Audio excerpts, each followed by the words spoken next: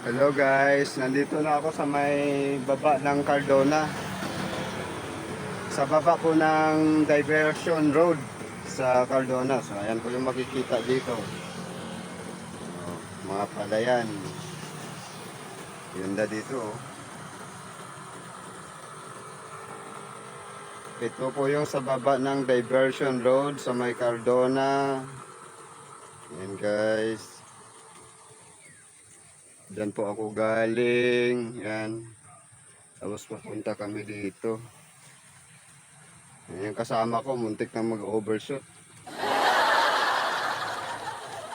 Guys, may kambing dito. Ay, baka pala. Kambing tuloy. Ayan, ganda. Namiss ko yung ganitong